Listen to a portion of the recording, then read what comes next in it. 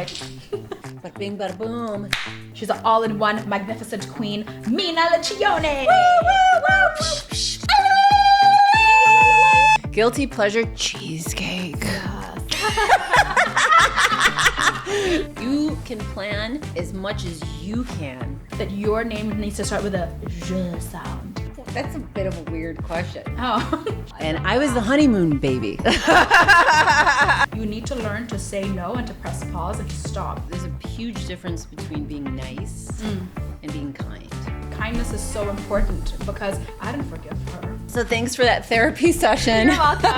She's like, you'll be charged at the end.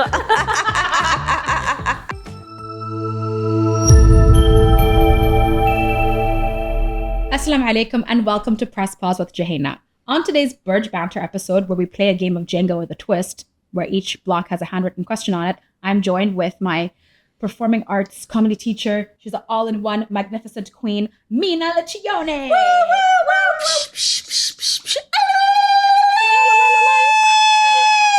Sup. Stop. So to start this game, we are going to first do a rapid fire round, which I learned something new before we started rolling of word association. So you just tell me the first word that pops into your head when I say a certain word. Okay. Yeah, and I'm gonna roll the sound timer, so it's just 1 minute. It's 1 minute. Yeah. So pressure's on. Yeah. Okay. That's what it feels like to be 1 a minute. controller. 1 minute. Ready? All right. Okay. And Okay. color. Purple, because you're wearing it. Color purple. Hobby. Dance, tap dance. Emotion. Happy, joy. Aw, day of the week. Not Monday. Not Monday. Let's go with Sunday. Hidden talent.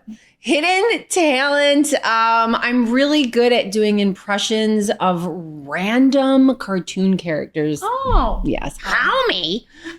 Peter. Oh, it's only 1 minute. Okay, go. Sorry. Okay. It's okay. Guilty pleasure. Guilty pleasure cheesecake. Cheesecake and cannoli. You can only imagine. Huh. Superpower. Superpower. Okay, if I could have one, it would be teleportation. Definitely. Oh yeah, I agree with I'm that. down with teleportation. Destination. Destination. Well, my first thing pops to my mind is New York because that's where my family and loved ones is. But second choice would have to be Maldives because hi, Maldives. Literally hi. Indian Ocean. Happy place. Happy place, Niagara Falls. Oh, I love that. I love that you knew that so instantly. Yeah. Beautiful. Thank you for sharing. Oh my God. Did I finish it within less than a minute? Oh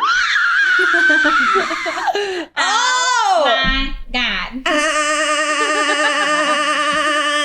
Wow, I did it in less than a minute. Yeah, oh my God. I feel like a guy. It took a minute. It took a minute. It took a minute. It did. That's a lot of pressure with like the timer there and everything. I was like, wow. Yeah. It was very like Aladdin, you know, they turn it around. Or like the Beauty and the Beast. They're like, when the one leaf falls and you're looking at it, but you're trying not to focus and you're, So yeah, that was good. We did it. Yeah, you did do it. We did it. We did that. So are you ready to play Burj Banter? I guess. So, yes, I'm gonna say yes and. Yes and. Okay. I am ready. So you can pick the first block and then you can decide which question we answer. Okay, so there's a question on each block. Yeah. Okay. On each side of the block as well. Okay, I have to do the tap. There it is. Same. I do the tap. I do the taps too. Because you're a tap dancer. Yeah. Okay, this is the first one I saw, so I'm just gonna go with it. First thought, best thought. All right. What makes you feel most alive and how often do you experience it? Most alive. Oh my goodness. Is this for you or is this for me? It's for both of us to answer. It's for both of it. Oh my goodness. Most alive. I mean, laughing, laughter, 100%. Yeah. And in those moments where you laugh until you cry, I'm a mom of twins now. So after you give birth, things kind of change. So for now, sometimes it's not just laugh until I cry. It's laugh until I have to almost go to the bathroom and run to the bathroom. And I keep laughing. But in those moments of like really intense laughter where you almost can't stop, I absolutely feel alive. And I'm reminded that everything's going to be okay. And no matter what's happening in the world around you in that moment, you're not just given joy, but you're given hope. So a real belly laugh, that's the most alive, I think. Yeah. For me, it would be actually when I'm doing stand-up comedy and when there's that moment that the joke lands and I didn't expect that specific part to land. Surprise! It's a different room. It's different people every single time. So, you know, and specifically when I was on stage with my cast in a crutch and I had like a room and it was 300 people in that room. That was like the biggest one I've done for comedy. And you know, I didn't expect there to be laughter for this specific joke because I was like, oh, I don't think they're going to like this. Because I'm going to talk about divorce in a Muslim marriage event. And I'm like, what did I say? I'm like, I highly recommend divorce. And everyone just, and they're roaring. It was like roaring, like clapping and like all of that. And I was like, what? So I moved the balance from one foot to the other and I lifted my crutch up and I'm like, yes. So that moment, it's just goosebumps. Because it's improvised and you can't plan. There's only so much. You can plan as much as you can. Then you have to say Bismillah. Yeah. Let go, let God, and just be in the zone. And you have to have that freedom in the improvisation, in knowing I can't control what they're going to laugh at or not. So in a sense, you have to be so focused and so present in that moment that that is being live because you're not looking at your phone. You're not thinking about this. You're not thinking about that. You are in that moment. Yeah. And it's just so many people aligning with me on something that is in this day and age and region so taboo. Yeah. So I was just like, wow, goosebumps. And I remember mom was in the audience as well. She's like, they actually loved you because it was a tough room. And she's like, they actually liked you. Like, thank you, mommy. Thanks, mommy. Exactly. Thanks, mom. Yes, that was my I think I have to put that up top. Yeah. Thanks for listening. Have you ever had a nickname? What is it? And what does it mean to you? Well, I've had a few. So there's two. There's two, and I don't know which one to go with, so I'm just gonna keep it short, and I'll tell you both. So growing up, there were a lot of people that called me for a period of time. They called me olive oil, which makes sense because I'm Italian. We love olive oil. I probably smelled like olive oil a lot. You cook a lot and you have it. It's and the soaps. You have the olive oil soap. It's such a part, you know. And then also for ballet class and dance class, I always had to put I didn't like the high bun. I didn't like those. I would part my head on the side, slick it down, and put in the back. So I kind of look like olive oil from Popeye. Popeye. From Popeye, yeah. And I was tall and I was lanky, but it wasn't until years later that I found out that my parents wanted me to identify as a bottle of olive oil. Oh. Extra virgin. So there was a lock. I was like, what are you talking about? So that was like an inside joke, apparently. But the second part of it is my full name is Cristina Maria Marina Liccione. And I go by Mina. Yeah. I go by Mina. And when you, growing up, there was a lot of Italians and people speak broken Italian and also different dialects. But a lot of times you get in trouble and there is a swear word in Italian that I won't say, but it sounds like Mina, but it's slightly different. So if they couldn't find me or if I was getting scolded, they would say, Mina, Mina, Mina, Mina, Mina. So that it kind of was always there. And then that kind of just evolved into my stage name. I just kind of like shortened everything, and it just stuck with Mina since I was a teenager. Oh, wow. And it was kind of interesting that, like, I was just talking to my husband about this. Like, as I look back, it's very interesting because my first name is Christina, Christ Ina. Because it's a very Italian Catholic, family. So I'm named after like Jesus Christ. My middle name is Maria, after Madonna, after the Virgin Mary. Like, this is a lot of pressure. You know what I mean? Pressure. So it's really interesting that, I went from like Christ Ina to Muslim Ina, Mina. I remember whenever I saw your name, I was like, oh, how did this very Christian New Yorker end up with an Arab name? So yeah, that's and it was like the first destined as well. Yeah, it was like destined for me because I never knew a Mina before. I never really heard that name before. Yeah. It wasn't until I moved here that I met a lot of Minas. Apparently, it's a very popular name in Egypt for a man. But hey, then we're in the Mina region. There's a Mina Bazaar. There's a Mina Rashid, a Mina Hotel. Like, there's Minas everywhere. I was like, I'm so famous here. You are so famous here. You got but it was like, I feel like there were I stopped eating pork and at a very, very young age. And like, I had a very halal diet. I stopped drinking and smoking. So it was like I was changing my lifestyle over these years, and also, learning more about Islam and different types of spirituality. So by the time I moved to the Middle East, it's like, as I look back, it was like, this was the path. This was God's path for me to be here. Yeah. So it was really, really interesting that, because you asked me years ago, like, oh, if someone told me like, you're going to be living in Dubai in the Middle East and you're going to marry this really nice Muslim Arab man, you guys are going to have twins, you guys are going to both perform comedy across the Middle East and da-da-da, I would have been like, what are you talking about? What? So it's when you have faith in God and again, you follow those arrows and you listen for those messages and signs, and you yes and it with faith and hope. Here we are.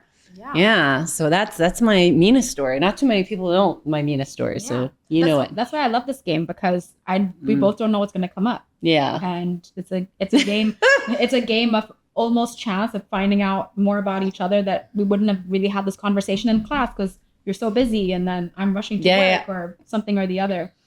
For me, my nickname, I've had so many nicknames because my name's Jouhayna.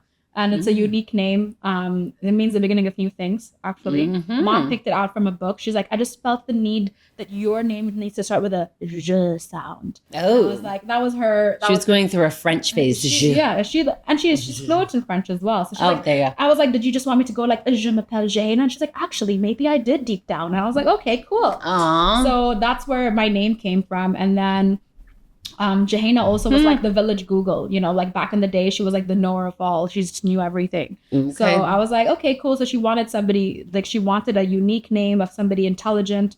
And then everyone under the sun has butchered my name since. So, everyone tries to shorten it or always asks me like, do I have a nickname? So I've gone with Joe for years, and I don't mind it, Jojo for the people who like really like, oh, Jojo, like that's of my really close friends, specifically my close male friends are the ones that go Jojo, and I'm like, hi. So yeah, and then but yeah, Joe is the biggest one. My grandma would call me Jouhy, but it's because she got tired of writing in her diary my entire name, so that's where Jouhy came from, Jouhy. Yeah, so she's like, I'm short name. She's like, it's too abbreviation. Long to write. Yeah, exactly. So it was abbreviated, but then she would also call me that. So just all different sorts of names, and the mispronunciations are like Jouhayna. Yeah. I can imagine. Yeah, like how? So when but then Jouhayna. Nah. Yeah, exactly. I can see it. I can hear it. Exactly. So yeah, so those are my multiple names. Okay, hold on. All right, let's see what. No.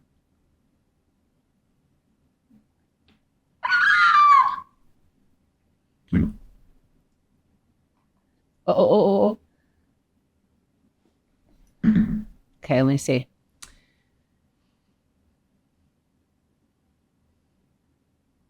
That's a bit of a weird question. Oh.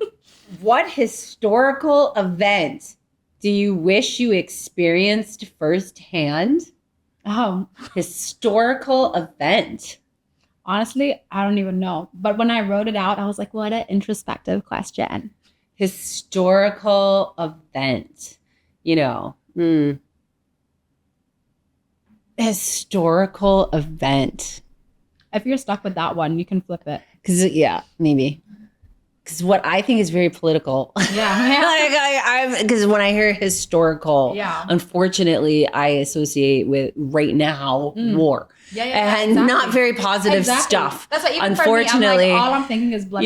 Trying to think of positive stuff. I'm like, okay, well, historically, I would have liked to have seen Michael Jackson in concert. You know what I mean? I'm like, that's historical.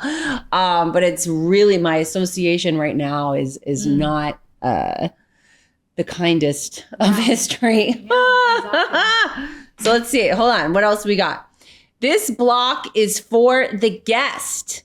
You get to ask, I get to ask any question I want. Yay! I've had so many guests, and you're one of I think the second one who's ever gotten this block. Oh, so yay! Okay. So I will ask you, I want to know about your parents. How did your parents meet? How did your parents meet? So the story I've been told is that my mom had stayed in 𝐼𝐸𝐵𝐻 because she was hanging out with her parents. And by hanging out, I mean, I don't know why I said hanging out. My granddad. She was living at home. So my granddad, her dad, was already living here. They'd immigrated from Africa and moved with my grandma. And he was doing something in the 𝐼𝐸𝐵𝐻 port, from what I know. And then there, 𝐼𝐸𝐵𝐻 hotel. So that was like the fancy, like that's the place to hang out. And, like that's where the pool was nice and the gym was nice. And so that's where mom used to hang out as well, like in her free time between working as a vet. And she has curly I have similar curls to yours, but hers are like much tighter curls. Oh, like so, ringlet. Yeah, like really like much tighter curls. So whenever she would go to like a women's salon, they would chop it all off. And she's just like, no, be more gentle. So she made the decision to keep it short, but she started going to a barber. And then, so my dad went to the same barber. And then they just kept seeing each other around. They met at the barber shop. Yeah. That I would not have guessed that one. Yeah, exactly. I thought it'd be like at the pool. I saw her from across the pool and I sent her a cocktail juice. Yeah, cocktail juice with the 3 colors. Yeah, the 3, exactly. I will call it the Burj. Hello. Hello, Habibi. كيف حالك? Salam alaikum, salam alaikum. Yeah. Wow, they met at the barber. Yeah, and then they kept seeing each other around in the hotel and stuff. In 𝐼𝐸𝐵𝐻. Barber in rack. Yeah. Women, see, you never know. Start going to the barber. Hair short. Get a perm. So that's the story that I know and I can remember. And then whenever mom tells a story, there's like a slight shift. She's like, and then I saw his red Mercedes, and I was like, it's custom. Like, so there was a lot of different like bits of it, but I stick to the barbershop story because I'm like, that's been the most consistent I've heard over the years. Yeah. Yeah. Oh, that's good. Mm-hmm. All right. I wouldn't have guessed that. Yeah. Neither one same. Like if anybody told me that they met their partner at a barbershop, especially back then, like that was like the 80s. Like what? Like now there are unisex barbershops in the UAE, but back then my mom was just like, give me a fade. Wow. Yeah. That's good. Mm-hmm. My parents, this is a funny story. They lived on Smith Street, 5 doors down. Oh, wow. So my dad's family, son of Italian immigrants, and he was made in Italy, born in New York. And there was 9 kids, my grandma and my grandpa living in this small house on Smith Street. 1 bathroom. Like, wow. It was like a small house. And so they would walk to the Catholic school. There was like the Holy Family School over here, the Catholic school on this side, and then 5 doors down. And these are all boys, 1 girl. Then my mom's family, 4 girls, 1 boy, and they'd have to walk past each other's school to go to their school. So that they met because my dad's younger brother, he sent him over there to say hi, because he said, Maron, look at that beautiful girl. Look at that beautiful broad with the long hair, bellissima. He was smitten.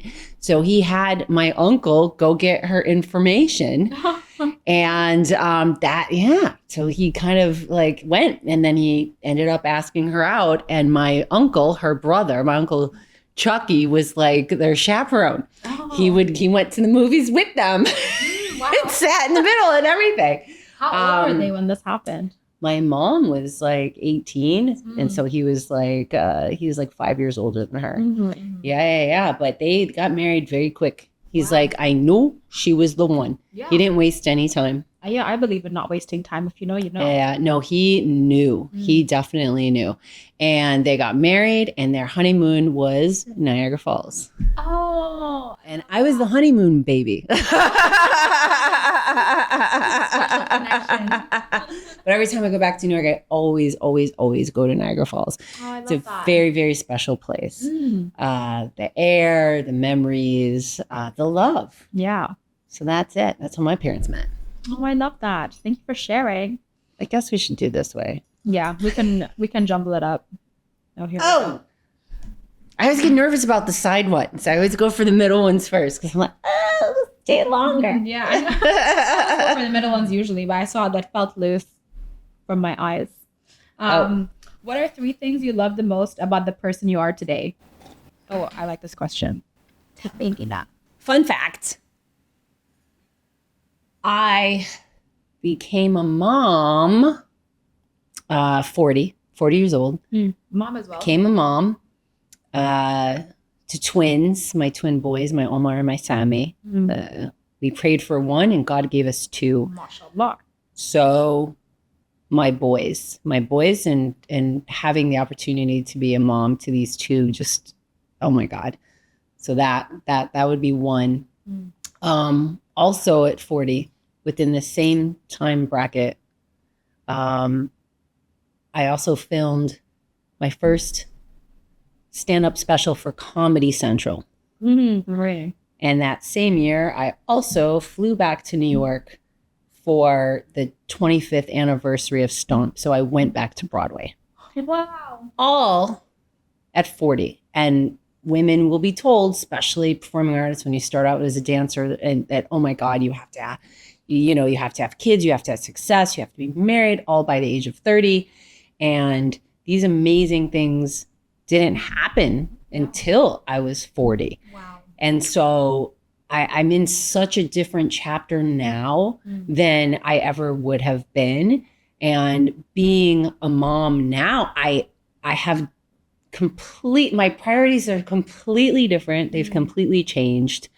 And family is just the most important thing, and how you spend your time is super, super important. So I love that I'm at the point in my life where I can say no to certain things. I can create boundaries, not just for my own well-being, but for my family's, and also faith. Yeah. I think that I can't imagine not having a strong faith. Yeah. Now more than ever. And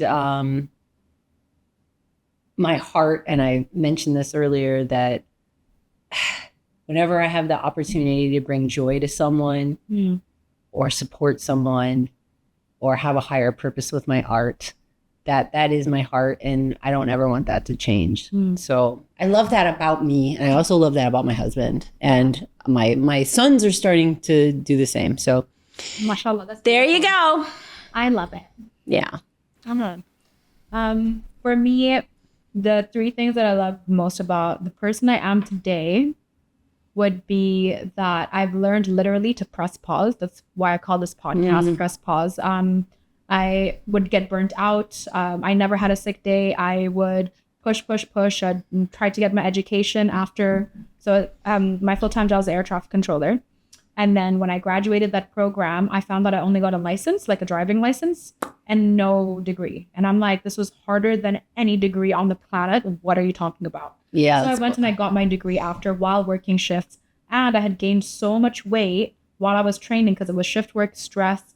A lot of sitting and I was somebody who also, I started ballet at the age of 4. So I was always like athletic and like pushing my body in that way. And then suddenly I have to use my mind more than my body. And I just allowed it to stagnate. And I'm an emotional eater. And I took on the most stressful job in the world at 19. So I was trying to work out 5 times a week with a PT, going to university once a week, doing shift work. And then, of course, I had met some people that I was like, I want to be friends. So I had a very vibrant social life. And I burnt out so hard. I crashed so hard. And now I've learned to say no. And if I don't feel good, I bang out sick to work. Because if I'm not going to subject myself, or even now my students, because I have trainees as well, to falling sick. Yeah. Whereas before I'm like, no, I have to be there and I have to do that. And I've even sat my students down and I'm like, if you don't feel good, you text me and let me know. And if you're unhealthy where you might be contagious, do not come to work. And they're like, no, but I heard that I'm like, no, you need to learn to say no and to press pause and to stop. And I feel like now I've gotten very comfortable in doing that. I'm just like, no, if something's not aligning, if something's not working, I choose to just stop and retreat and say no. And I'm really proud of myself for that, because me, like 9 to 10 years ago, just wouldn't have allowed that to happen. No. Go. Yeah, for sure. Like, how many opportunities am I going to miss? Like, also, then I got into public speaking. So I got so many event opportunities where I was working 5 to 6 events a month on top of everything else I was doing. And I was doing it for free because I was trying to build my portfolio. So I burned out so hard. So I love the fact that I get to literally press pause. And I'm comfortable in that. I'm also proud of the fact that I've taken the time to work with a life coach to really get my head on straight. Because emotional intelligence is the most underrated kind of intelligence. To be able to empathize and understand yourself, to then present better for the people that you love, and even the people that you don't really love, because they're the ones who probably need it more, because they can't. There are some vindictive people out there. And to just understand and be able to let things go with the work that I've done for like almost 6 years now. Like I've just been putting in that work. And then the last would be like my determination. Well, I want to say faith as well, because I wasn't very religious before. So since you mentioned faith, like that's also something that I got into as an adult, because I never really was I didn't have a strong faith as a child. And that came to me in the last year, but also my determination. So I'll add that one in there, because so when something bad happens, I don't allow it to knock me down. I'll take the time and then I'll come back so much stronger. Be like, where do you have the capacity? And I'm like, I went through the darkest times when this sparkle, make you think otherwise. But, like even building the podcast is something that I built on the side of having the job that I have, and taking the time to invite people over and have this conversation and everything, and do it to the level in which I'm doing it. Also, that takes a lot of patience, determination to do that, plus with, university and my career. So it's a mix of everything. But I feel like the main basis of that's allowed me to build everything is through having that faith and just like, getting on the prayer mat 5 times a day and taking that moment to literally press pause. So, the podcast was very intentional with the name, because I never did it. So it's a reminder to consistently do it and remind other people that you shouldn't have that Dubai burnout to succeed. You can take a moment for yourself and come back so much stronger. Yeah. So yeah, those are my 3 or 4 or 75. Who's counting? All right. Oh, okay. Sometimes they surprise you. Like, I didn't think it was going to be this one. All right. What is the best advice you ever received? Best advice. That's wow. Received some good advice. Let go and let God. Yeah. Honestly, let go and let God. Yeah. And no matter, God has a plan for you. And when something doesn't happen the way you want it or when you want it. Yeah. That's the biggest one. You have to know that, okay, that door shut in your face.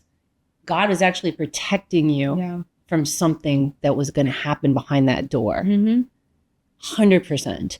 And sometimes you have to learn about patience and you have to do more work, or, you just have to keep that faith, be kind to others along the way, because it will come back to you. But that's it. Let go and let God, and just live and walk in that faith. Yeah. The minute you pulled that card or the block, I was like, the first word that popped into my head was to forgive. To forgive. Yeah. And it comes from observing. And the forgiveness also, when you forgive others, it's more for you. Yeah. It's not for them. Exactly. It's not for them. Exactly. That's between them and God. But you don't have to hold on to that pain, because it's hurting you. And by letting go and letting God do what he does. Yeah, so that's why the forgive came empowerment in that. Yeah, exactly. And that has been this one word has been the toughest thing for me to do repeatedly, because what's it called, like my younger sister, she goes, I'm a vengeful girl, like that's how she says it. And I'm just like, she actually signed up for your classes, by the way. Oh, hey girl. Yeah. Okay. Yeah, I'm excited for you.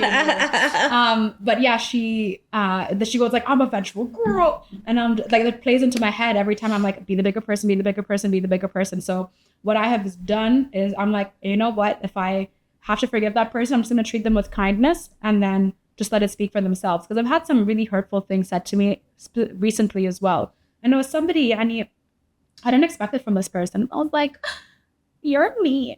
And I was like, and then what did I say? Because I was really tired. And I was like, you need to work on your emotional intelligence. That was not very nice.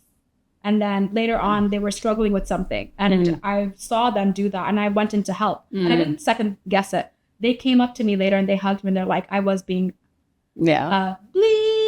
Yeah. And I was like, and they're like, and they're calls it out. Exactly. And then I was like, and that's why kindness is so important, because I didn't forgive her, but my kindness made her realize that was not okay. And it was a reflection onto her. So yeah, okay, we're cool now, but like still rude. you know? Yeah. And there's a difference. There's a huge difference between being nice and being kind. Wow. That's powerful. I never thought of that. There's a big difference. There's a very big difference. Yeah. And sometimes for anyone, men, women, all y'all, when you're nice, a lot of times you get taken advantage of. Yeah. And the same people are going to keep coming, asking for that same favor, but then it's going to be bigger, and then it's going to be bigger. Kindness, there's also boundaries within that, and there's a maturity within it. And sometimes kindness is also tough love, in a sense that I'm not just going to give it to you. You have to do something to step forward to get it. And when people are nice, they tend to just give, because they're people pleasers and they're worried about what other people think of them. And they tend to just get sucked dry so fast. And with kindness, there's more thought involved, and there's it's different. Yeah, it is. And I think it's important that we strive in the kindness lane. Exactly. And the older you get, the niceness is like, yeah, I'm still polite and I'm still nice, but kindness is where your soul wants to be. Exactly. Wow. Yeah. That was very insightful. Thanks. That's why I love this. I know some stuff sometimes. Yeah. I know some stuff. This is all serious Jenga and stuff. It's like when we were shooting the first episode, tune in for that.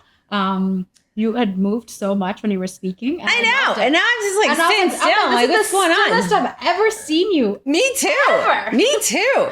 I'm going to like throw it across the kitchen. She's like, let's play a fun game. Now we're going to do therapy. You fooled me. You said Jenga and stuff. I'm like, yay, let's play. No, I'm going to ask you, and how does that make you feel, Mina? And how does that make you feel? I'm going to put you in a freezing room. Freezing. It's so cold in here and everything is white.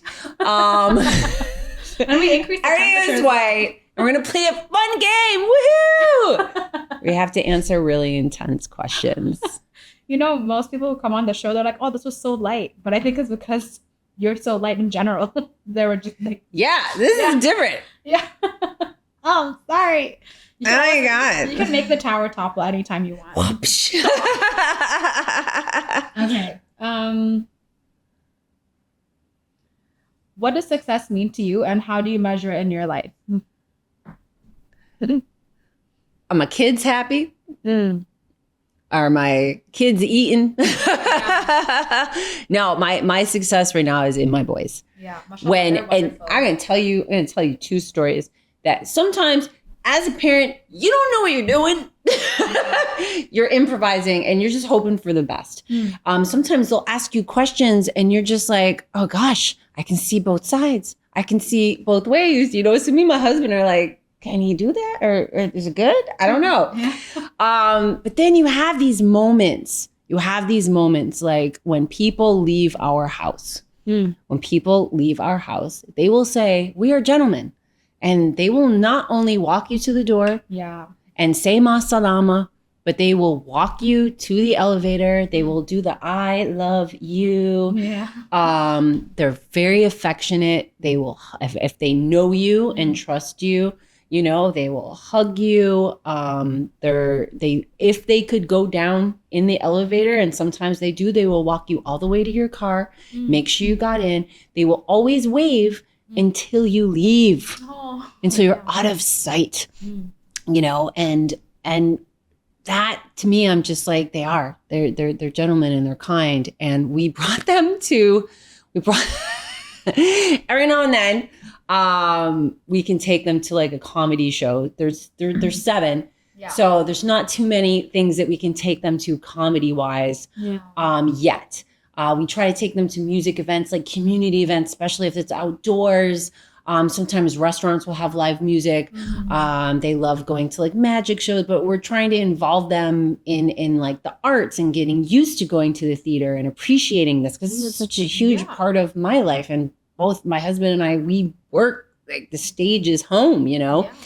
So we took them to like this kind of like open comedy format type of thing. And one of the guys dropped the F-bomb and a woman was in the audience. So to them, it looked like he was saying that to her. And they did not like it. And they went up to him and said, you used bad words. That was rude. And a woman was there. And you don't talk to girls like that. And they said, haram. And then they came up to us and they're like, I'm sitting outside. I love it. I can see it in my mind. And I was just like, okay. Yeah. Okay. I was like, okay, something's going on. I was like, okay, we're not doing so bad here. Yeah. And they love to make cards. They love to make cards and tell people thank you. And say, I'm thinking of you. I miss you. And you talk about emotional intelligence. One of the twins, he's a curly Q, my little Omar. He has a very high EQ. Sammy has a very high IQ. So it's like nature versus nurture experiment at my house with these two. They're so different. They're so completely different, but they look out for each other. They look out for us, for all of our friends. They're so appreciative of good people. And if I do nothing else in this life but raise 2 fine Muslim men who are gentlemen and treat people with kindness and respect, as well as themselves. Yes. And love themselves and are very solid in who they are and in their faith. That's it. That's success right there. Yeah. My babies. And I met them. I had the privilege of meeting them. Like, oh, my little guys. I was like prepping for my TEDx, and then you were like, Jouhayna, we need at least one session in person. Do you want to come over? I'm like, of course. Yeah. And then we went over time, and then it overlapped with them coming home from yes. school. And I was like, we're not doing any more prep. And I had a great time with them. Like, I loved it. And I was just like, I love kids around that age, because also the question, like, even when you mentioned the questions, I was like, wow, they need to help me write this Jenga tower. Like, what? Like, yeah, they asked a lot of questions. Yeah, So I had a great time. I was like, you made like these little pancakes. I had a great time with the kids, and they were so sweet. Like, it took them a second to warm up. First, they were like, who is this person? And I was like, they don't trust, but that's a good thing. I don't think you should just trust people right away. So totally. I kind of like that they're like, who are you? Yeah. I'm going to be polite. Exactly. I'm going to say salam alaikum. I'm going to welcome you into my home. Mm-hmm. And that's cool. And then we'll vibe it out. We got a vibe. Exactly. And that's why I treat children the same way I treat cats. I just ignore them until they come to me. I'm just like, hi. Like, I'll establish like, I'm just going to give a space. We'll do salam and I'll give you the space. If you want to come hang, we'll hang. No, they feel your vibe though, right away. Exactly. Right That's away. why I was like, I'm not. And also they just finished school and all of that. So I was like, I'm just going to leave it alone. And then eventually it was just like, when I was leaving, they're like, why? I'm like, oh. Yeah. They asked about you the next day. They're like, so is your friend JoJo coming back? Oh, that makes me so happy. She coming back today? And I was like, I don't think so, but we can message her. Yeah, I'm down to hang, like, totally. And kids are amazing. Mom has grandma fever, so I've been exposing her to like all my friends' kids. I'm like, have you met this person's produce? Yeah. Hanging out with kids, it's like, I have wow. a great time. You're just laughing all the time. You're just like, where do they come up with this stuff? Exactly. Like, what? Yeah. And I feel like that's why I just love spending time with them. Like, for me, it's extreme. I'm not like a big fan of anyone my age, but I love older people and like children. I'm just like, that is the sweet spot. Yeah. The few people that I have, the Yiddos, the Nonas, they've lived. They've lived. They got stories. Just two. Everybody else is like in their like 70s or 7. Like, truly. Aww. Yeah. I can vibe with that though. Yeah, totally. So yeah, for me, at one point in my life, I thought success meant making money, because despite this aesthetic and being a Marathi, I did not grow up with much. Truly. So it was pretty rough. There was a point in time where mom was the one taking care of everything. And then as the eldest child, I had that like, oh my God, I have to take care of everyone and I need to financially provide. And then that's the role that I took on. So that's why I got into air traffic and took on such a career, because all I was looking for was the salary at the end. I'm like, I have to put my sisters through school. I have to help mom with the house. Like, that was like, I took on role of father and like provider. Wow. Yeah. It's a lot. Yeah. So that's why I was like, oh, if I have money, I can fix everything. And then that is success. And then, I was 19 when I started the program. At 21, I finished the program and I was able to, throw money at all my problems. And they didn't go away. No. What? I was like, this feels like a scam. I was so upset. Like, still there. Yeah, exactly. And then there were other things that crept up and I was like, oh, okay, so that actually isn't success. And then I was still trying to navigate that and figure it out. So now it's truly just contentment. Like, having that moment, like I have a meditation room. I'll show it to you. I'm taking you on a tour after. Okay. I'm shooting, because we shoot this in my house. But I made like a meditation room and a prayer room. So I like got a designer in to like put in the qibla. I have a place to pray, a place to meditate, and to truly just sit with myself, which in this day and age where there's so much distraction, nobody really does that. No. And when I am able to sit in that room and have that genuine peace and not the spiraling or the chatter in my mind, that's when that is true success in that moment. Yeah. Quieting the brainstorm. Yeah, exactly. Yeah. So yes. So shall we play speed Jenga? So Jenga the way it was designed, and then until it topples, and then we'll pick the block if we feel like it. Yeah, sure. Okay. Ready? Okay. Oh, this one has a question. What kind of music do you listen to, Jouhayna? Is that what it says? Yeah. That's what my version of it says. Oh, okay. Well, okay. So I want to talk about music, because I don't know your musical influences, and I love music. I know you love music, but what's your jams? My jams are so growing up, I used to do classical ballet, which you know how the music is. Yep. But I used to warm up listening to heavy metal. Okay. Like Metallica heavy metal or even heavier, There like was- Anthrax or. There was one band, because I had a crush on this boy at school and he liked heavy metal. So I was like, I need to understand what he likes, just screaming. So I was like, ew, I don't like that. Oh, yeah. So I got into 30 Seconds to Mars. Okay. That was like a nice Jared Leto, alternative. yeah. Yeah, like Jared, and he's so beautiful. And then I got into 𝐿𝐴, which is just blah, blah, blah, blah, blah. That's literally the entire song with some guitar in the background. Oh, wow. Yeah. So that's what I did. And I realized it came from a place of actually being very angry inside. Like I've seen and gone through some dark things. So, and especially like in my childhood. And when I went through it with my life coach as an adult, it's like, that was not fair to you. I'm like, thank you for validating me after 15 years. So it was pretty rough. And I now know that that's where it came from. So it was that. And then mom and I did a lot of dancing as well. So we would do Bollywood dance. So I was into Hindi music as well. And to this day, I still remember some songs, and I'll like break into an Indian song when mom and I are out. Exactly. Oh yeah. There's Bollywood, man. Yeah. There's like, that's like 4 hours. That's like an epic film. Exactly. It's almost as long as a wedding. Yeah. Indian weddings were like, I had no idea. I was like, I thought I had been to a wedding before. And I went to an Indian wedding. I was like, yo, this is like a month long. It is. I had like 10 different outfits. Yeah. I learned choreography. I ate food. I was like, I'm moving in. I was like, if I wasn't married to an Arab, I would marry an Indian guy just for the wedding. I was amazed. The boys can marry Indian girls, and have. I was like, oh my girl, because we're Italian weddings are different. Like we have, they're really fun and they're great, but it's one day. Yeah, Indian weddings, like I mean. Come on. Yeah. Like, this is like next level. I love that. Yeah. So that was dope. Indian music, like Bollywood music, because we did Bollywood dance classes. So I've done a lot of different types of dance. I did ballet, jazz, Bollywood, hip hop. And I did that for a while growing up as well.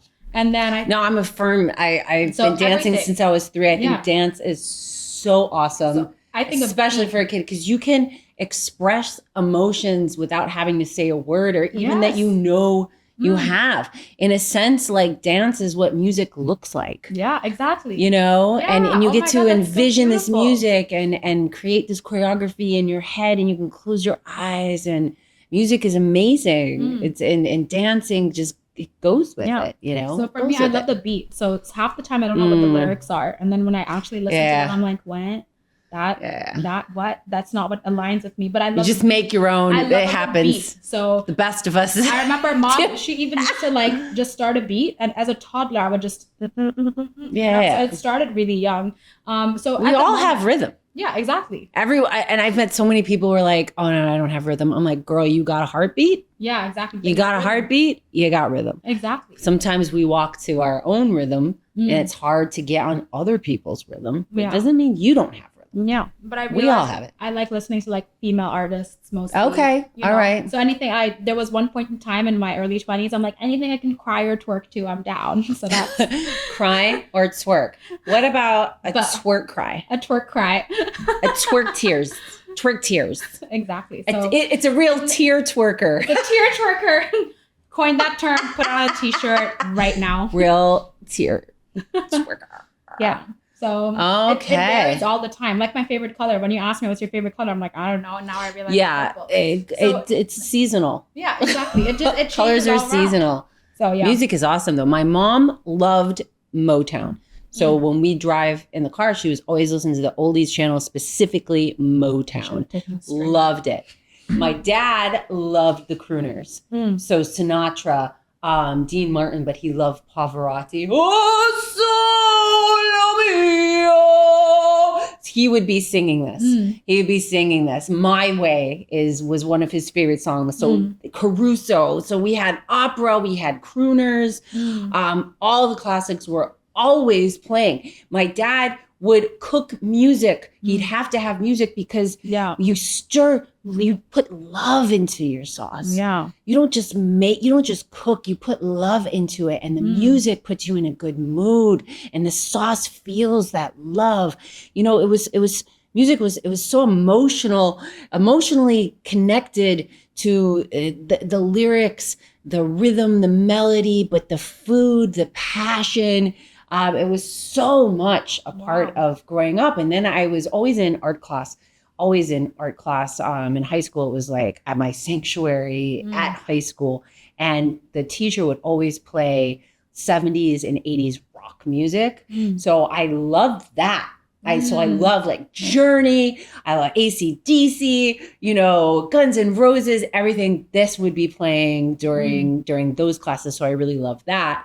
But then dance class, whatever they were playing, you became so obsessed with it because you had to act it. You had to learn the choreography and you had to listen to it over again. So a myriad of stuff there. But I loved 90s hip hop. Like it was cool. I was a hip hop head, big time, Tribe Called Quest. And but I loved all these other elements. So when you have kids, I didn't listen to like Wheels on the Bus go round and round, round and round, round. Daddy finger, daddy. We won't do the daddy finger. Let's do mommy finger.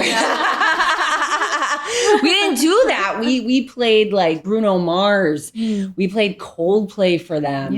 Oh my God, Shep Khalid, I've grown to love. I didn't really know a lot of I didn't know Shep Khalid or Miami, the band, the Arabic band. Oh my God, Amr Diab. So I got into a lot of Arabic music and stuff. And I'm like, they're Arab. They need to know that too. They do, yeah. So now my boys, like, they're like DJing in different playlists. So they appreciate the music. But I love knowing people's musical choices. Yeah, like even when I came over, flavor. They introduced me to so many different genres of music, and I was like, wow, I love it here. Like, this is always a party. Yeah, exactly. I already put the block up. Oh, you did? I don't know. I missed it. What else do you want to know?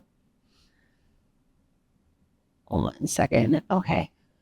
So music, that was kind of the big one.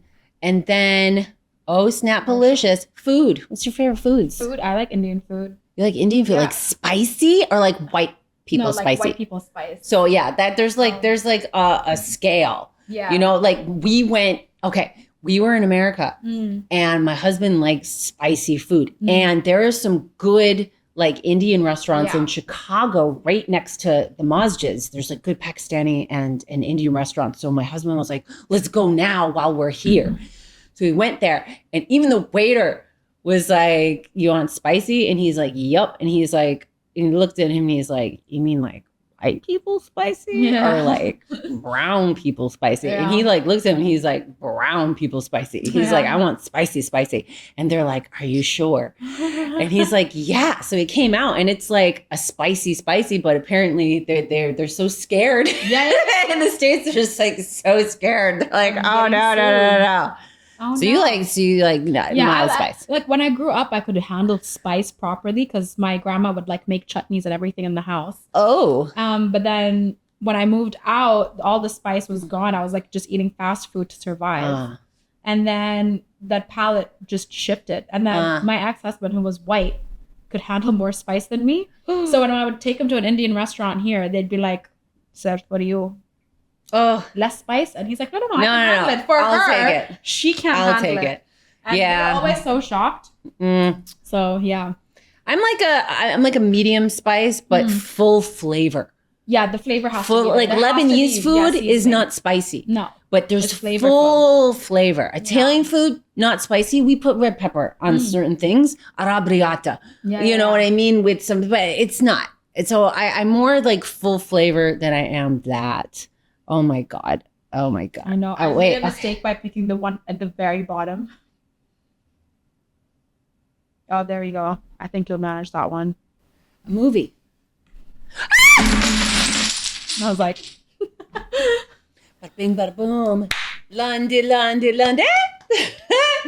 The guys filming, they're like, finally, khalas, the game is over. We've been waiting. I'm so hungry. What is going on? Khalas already. Oh, Maro.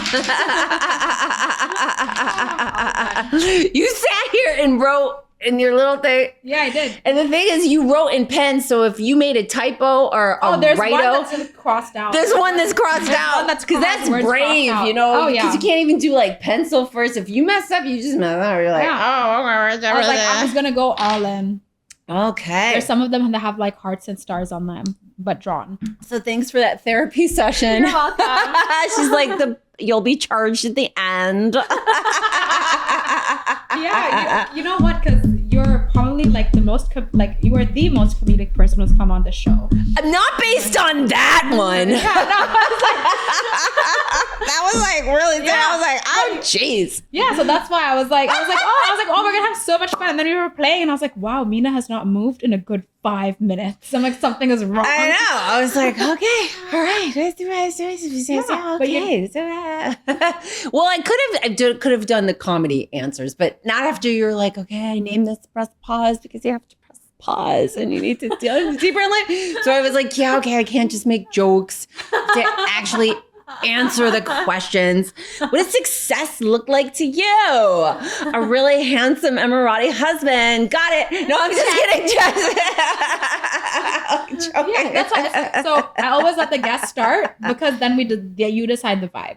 Yeah. You know. Yeah. So yeah. They were thinkers, not just stinkers. How is that? But thank you, Mina. Thank you so much for taking the time. For everybody tuning in.